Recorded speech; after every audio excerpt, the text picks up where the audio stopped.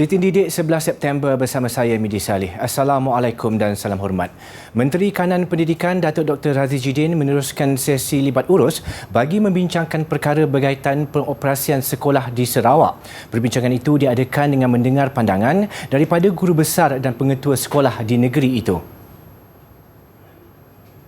Datuk Dr. Razi tiba di Kuching pada jam 11 pagi diiringi Ketua Setiausaha Datuk Yusran Shah Muhammad Yusof dan Ketua Pengarah Datin Sri Nur Zamani Abdul Hamid. Menurut beliau dalam perkongsiannya di laman Facebook, segala input dan pandangan daripada sesi ini dapat membantu KPM dalam memuktamadkan pelan komprehensif pengoperasian sekolah termasuk bagi negeri Sarawak yang berada di fasa 3 Pelan Pemulihan Negara PPN. Datuk Dr. Razi turut menyatakan penghargaan atas komitmen yang diberikan warga pendidik Sarawak. Semua pandangan dan cadangan yang diberikan akan diteliti dan diperhalusi. Dalam pada itu, sejurus selesai sesi libat urus bersama guru besar dan pengetua, Datuk Dr. Razi meneruskan lawatan seharinya di Kuching, Sarawak dengan meninjau pusat pemberian vaksinasi PPV COVID-19 bagi remaja 16 dan 17 tahun di SMK Matang Jaya. Beliau meluangkan masa hampir setengah jam di PPV tersebut meninjau perjalanan operasi vaksinasi yang dijalankan dan sempat berbual mesra bersama remaja yang sedang menunggu. Sarawak memulakan program imunisasi COVID-19 kalangan remaja berusia 12 hingga 17 tahun pada Rabu lalu yang dilaksanakan secara berperingkat dan memberi tumpuan kepada 2 kumpulan sasar. Peringkat awal ialah remaja berusia 12 hingga 15 tahun yang berkomorbid serta remaja berusia antara 16 hingga 17 tahun. Pemberian vaksin bagi remaja berusia 12 hingga 15 tahun yang sihat pula dijadual bermula pada penghujung September. Namun ia bergantung kepada bekalan vaksin yang akan diterima. Program ini bermatlamat untuk memastikan remaja berusia 16 hingga 17 tahun akan lengkap divaksinasi sebelum sesi persekolahan bermula 3 Oktober. Lawatan Datuk Dr. Razi kemudian diakhiri dengan sesi libat urus bersama Jawatankuasa Bencana Negeri Sarawak yang dihadiri Menteri Kerajaan Tempatan dan Perumahan Sarawak, Sim Kui Hian dan Menteri Muda Pendidikan, Sains dan Penyelidikan Teknologi Sarawak, Dr. Anwar Rapai. Menerusi program imunisasi COVID-19 PICK, dijangka seramai 240,000 golongan remaja berusia antara 12 hingga 17 tahun di Sarawak akan mendapat vaksinasi. Ia merupakan antara usaha melindungi mereka daripada pandemik itu sekaligus membolehkan pengoperasian sekolah yang mula dibuka 3 Oktober depan mengikut fasa PPN lebih selamat. Menurut Timbalan Pengarah Bahagian Pembangunan Kesihatan Keluarga Kementerian Kesihatan KKM, Dr. Rokiah Muhammad, ibu bapa atau penjaga disarankan untuk mendaftar anak-anak mereka sebagai tanggungan di aplikasi MySejahtera bagi melayakkan mereka untuk divaksinasi. Jika anak anda mempunyai telefon bimbit sendiri, anak boleh memuat naik aplikasi MySejahtera dan mendaftar terus melalui telefon tersebut. Ibu bapa perlu memastikan dengan guru bahawa nama anak mereka berada dalam senarai penerima sekolah. Jelas Dr. Rokiah hanya remaja yang mempunyai persetujuan bertulis ibu bapa atau penjaga yang sah sahaja akan diberikan vaksinasi. Dalam pada itu, sekiranya ibu bapa atau penjaga tidak dapat menemani anak mereka sewaktu suntikan, wakil perlu mempunyai surat perwakilan kuasa bagi membawa remaja tersebut ke pusat suntikan. Terdahulu, Menteri Kesihatan Khairi Jamaluddin berkata program imunisasi terhadap golongan itu dimulakan di Sarawak. Berikutan, negeri itu telah mencapai nilai ambang vaksinasi melebihi 80% populasi yang telah lengkap dos suntikan vaksin COVID-19. Walaupun begitu, pemberian vaksin kepada golongan tersebut diberi keutamaan kepada mereka yang mempunyai penyakit kronik. Dalam pada itu, di Labuan, seramai 2,593 pelajar berusia 16 dan 17 tahun mula menerima vaksin COVID-19 hari ini sebagai persediaan pembukaan semula sekolah pada 3 Oktober depan. Pengarah Jabatan Kesihatan Labuan, Dr. Ismuni Buhari berkata, vaksinasi itu dilaksanakan di 2 pusat pemberian vaksin PPV sedia ada, iaitu di Kompleks Darul Kifayah dan Dewan Kolej Matrikulasi Labuan. Beliau berkata program vaksinasi itu akan diadakan selama 4 hari dengan fasa pertama memberi keutamaan kepada pelajar sekolah sebelum menumpukan kepada remaja yang tidak bersekolah. Fasa kedua nanti akan membabitkan 8,225 pelajar berusia 12 hingga 15 tahun akan bermula minggu hadapan selama 2 minggu. Labuan mempunyai 17 sekolah rendah dan 10 sekolah menengah dengan 99% guru telah menerima vaksin lengkap.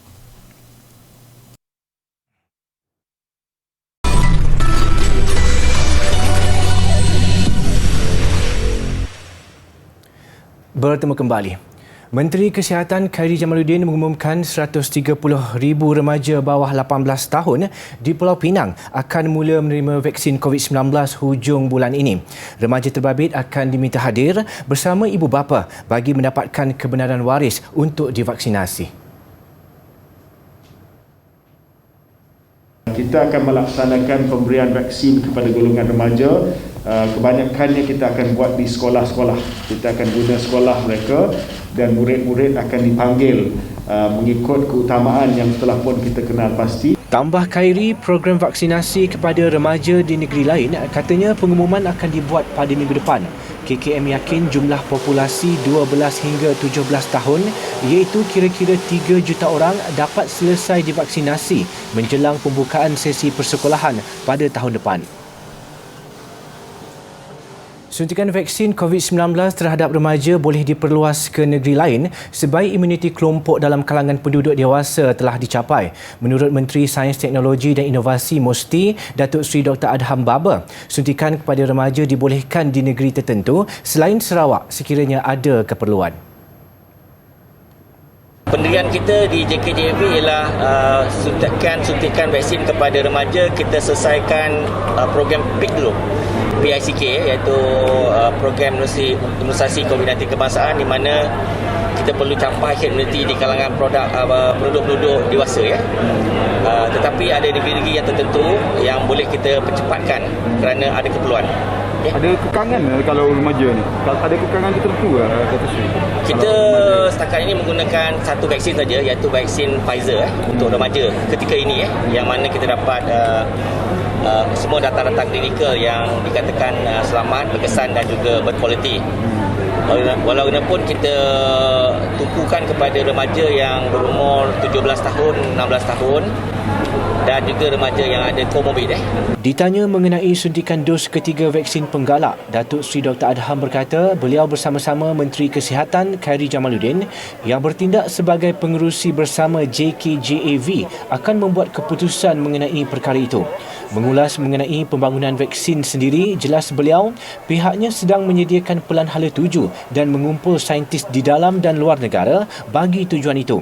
Beliau berkata demikian sempena lawatan kerja ke Universiti Malaysia Kelantan UMK kampus Kota Bekalan Cepa yang turut diiringi timbalannya Datuk Ahmad Amzad Hashim.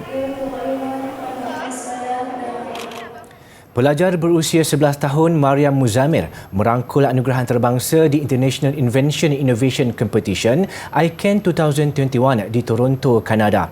Pelajar Sekolah Kebangsaan Metodis Perempuan Kuantan Pahang itu berjaya mencuri perhatian juri hasil inovasi makanan ternakan yang diberi nama YUM 2.0. Lebih menarik, Mariam merupakan pemenang termuda memenangi pertandingan itu. Kunjungan Mariam ke restoran makanan laut telah memberinya idea untuk merumuskan bentuk makanan ternakan baharu yang dihasilkan daripada kulit udang dan siput. Ia antara usaha menyelesaikan masalah pelipusan sisa sampah makanan yang terbuang hampir 15,000 tan di seluruh negara setiap hari. Hasil ciptaan Mariam itu membolehkan dia memenangi 3 pingat emas di anugerah berprestij berkenaan. Ia termasuk pingat emas anugerah khas Kanada dan anugerah pencipta muda terbaik ICANN 2021. Mariam mengalahkan lebih 600 peserta dari lebih 70 negara.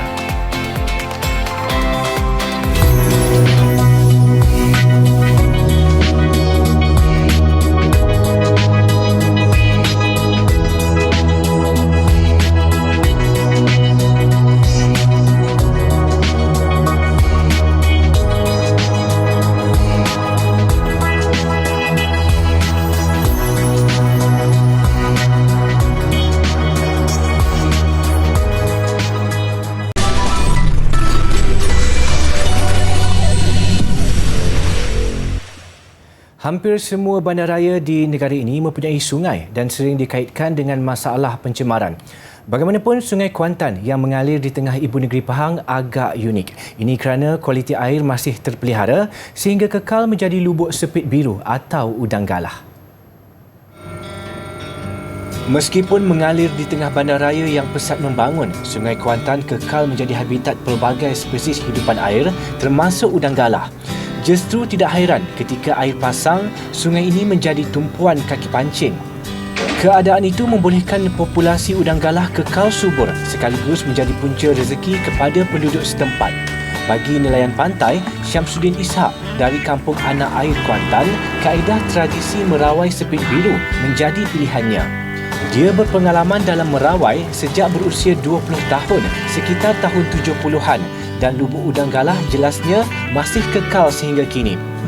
Rawai dengan umpan isi kelapa dibiarkan kira-kira sejam sebelum dia meraih hasilnya. Sebenarnya merawai ni dah tak ada orang sekarang ni. Mana generasi sekarang ni dah tak ada merawai lagi dah. Kenapa beza merawai dengan guna jala, guna bubu, apa beza dia? Beza dia jauh, dia 200% lebih mudah tangkap udang. 200% kan. Mana senanglah pada jala ke, ngai ke. Setiap bulan, Syamsuddin melakukan 10 kali aktiviti sara diri itu dan mampu mengutip hasil antara 10 dan 15 kilogram setiap kali merawai. Harga pasaran sepit biru berbeza mengikut saiz dengan harga pasaran antara RM60 dan RM100 sekilogram.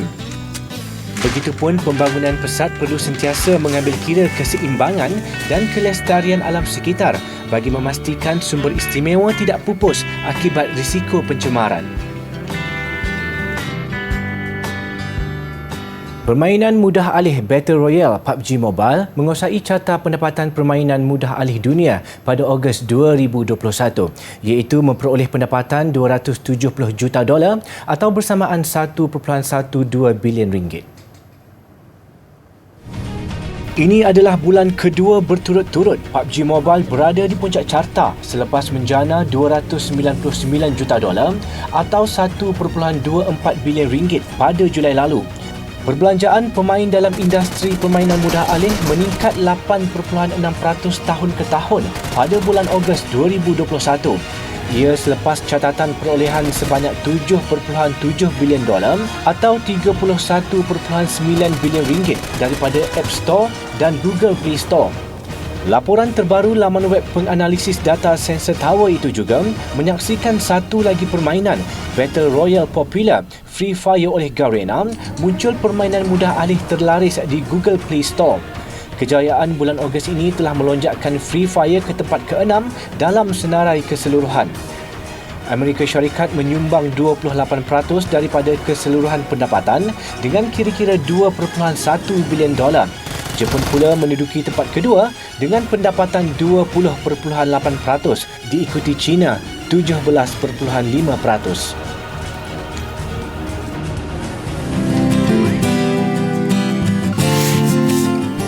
Laporan Suruhanjaya Cobalt yang mengandungi syur-syur bagi penubuhan Malaysia telah dikemukakan kepada Sir Harold Macmillan yang merupakan Perdana Menteri Kerajaan British pada 21 Jun 1962. Suruhanjaya Cobalt telah ditugaskan untuk meninjau pendapat rakyat di negeri-negeri Borneo iaitu Sabah dan Sarawak tentang penyertaan negeri-negeri tersebut ke dalam Persekutuan Malaysia. Laporan setebal 175 muka surat tersebut turut menyenaraikan perbezaan pendapat antara wakil-wakil kerajaan British dan kerajaan Persekutuan Tanah Melayu.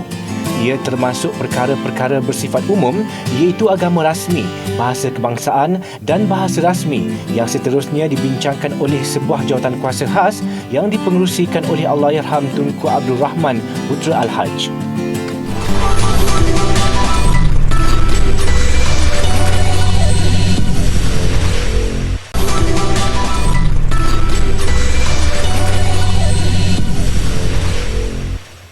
Sukan, saingan bola sepak Liga Perdana.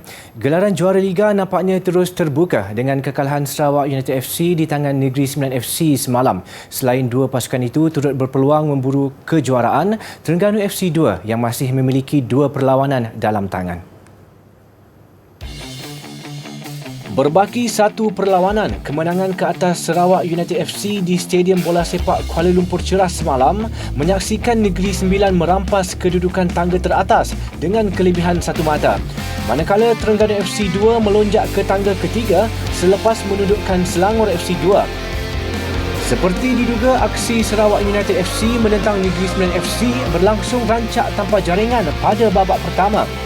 Negeri Sembilan berpeluang membuka jaringan selepas dihadiahkan sepakan penalti susulan kekasaran dilakukan penjaga gol Sarawak, Syarbini Alawi.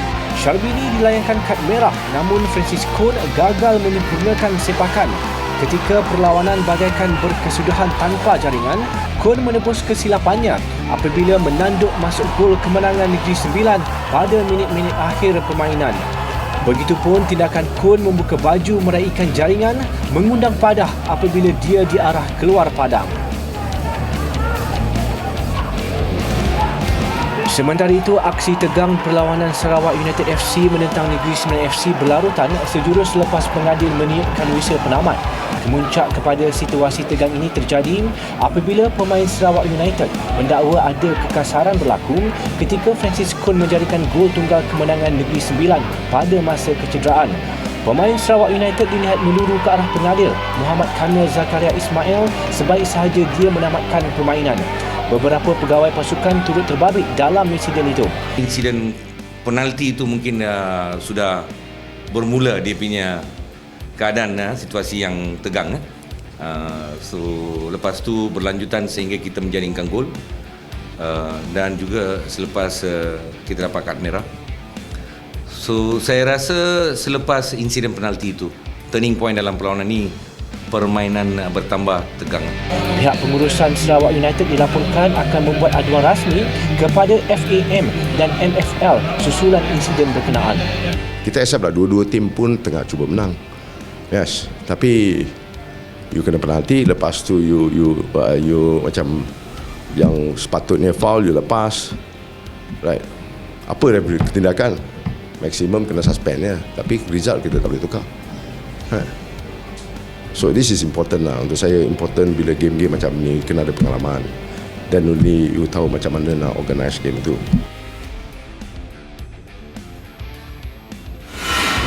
Ketika tumpuan terarah kepada saingan Sarawak Negeri Sembilan, Terengganu FC 2 merancakkan saingan apabila menang besar ke atas Selangor FC 2. Ramzi Sufian memulakan penguasaan TFC 2 apabila membuka jaringan pada minit ke-41. 4 minit sebelum rehat, TFC 2 mengukuhkan kedudukan menerusi jaringan Engku Nur Syakir. 10 minit pada babak kedua, TFC 2 tambah selesa apabila pemain tuan rumah Ahmad Zikri Khalil menjaringkan gol sendiri. Meskipun berjaya merapatkan kedudukan menerusi jaringan Shivan Pillay pada minit ke-71, Selangor FC 2 terpaksa akur dengan kehebatan TFC 2 yang menghasilkan jaringan keempat menerusi Jordan Mintah pada minit-minit akhir perlawanan. Mengumpul 32 mata, TFC 2 berpeluang untuk bergelar juara dengan memenangi baki 2 perlawanan sambil mengharapkan Sarawak dan Negeri Sembilan tewas pada aksi terakhir mereka.